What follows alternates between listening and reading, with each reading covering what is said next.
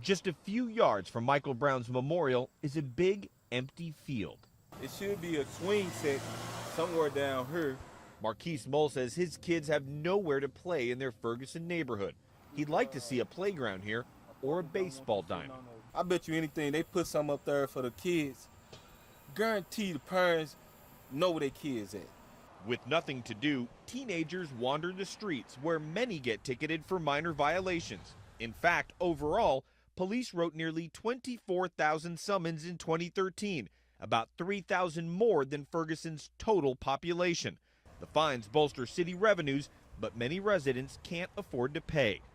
Gail Babcock heads the Ferguson Youth Initiative and says the consequences can be devastating. If you don't have the money to pay the initial fine and then you keep getting fines charged on top of fines or a bench warrant for your arrest, the bench warrant will keep you from getting a job. The city council recently announced plans to reform the system, but many here have lost confidence in a council where 5 out of 6 members are white. So is the mayor, although the city is nearly 70% black.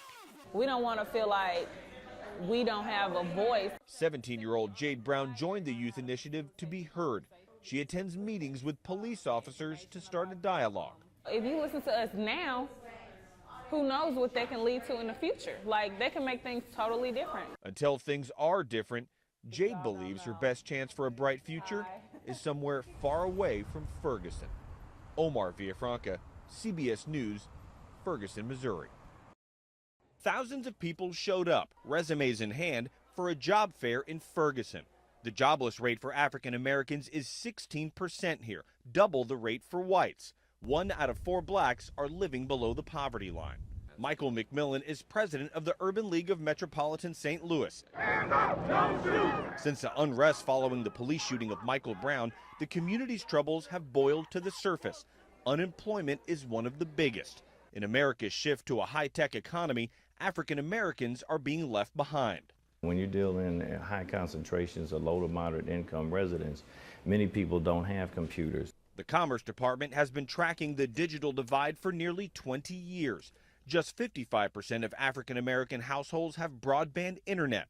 For low-income families, the number is even lower, a huge roadblock to finding work. 4 of you are going to do your presentation. Sharon Johnson teaches the Urban League's 10-week computer course designed for job hunters.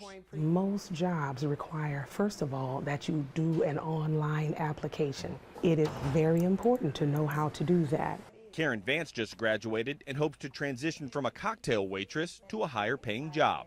And I'm confident that I will find one. I'm confident in the skills that I've learned here. All agree there's no quick fix here, but it's one important step toward leveling the playing field. Omar Villafranca, CBS News, Jennings, Missouri.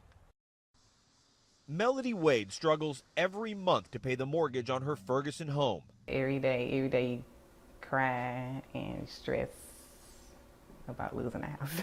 She works full-time at the local cable company, but her monthly mortgage ballooned to $1,300. And now she can barely afford to feed her 2 sons. We were used to going places, eating out. I had to make a choice. Either I'm going to pay the mortgage or I'm going to buy some food. 6 years since the height of the housing crisis, much of the country has recovered, but Ferguson has not. In the neighborhoods near Michael Brown's memorial, boarded-up houses dot the streets. 50% of homeowners are underwater, meaning they owe more on their mortgage than the homes are worth. The national average is 17%. You guys are here on the front lines. Malik Ahmed runs the nonprofit Better Family Life, which offers help to homeowners. He wants to revitalize the depressed communities around North St. Louis and says housing is the first step. When people have bad housing situations, sometimes it leads to homelessness, it leads to other kinds of crimes, it leads to domestic abuse, it leads to them not being a part of the society in which they live. Melody tried to refinance but couldn't reduce her monthly bill. It's like modern day slavery, like you working for free. Like no matter what you do, you're never, ever, ever gonna get out of this. She's 3 months behind, but says she'll fight to keep this house. Omar Villafranca, CBS News, Ferguson, Missouri.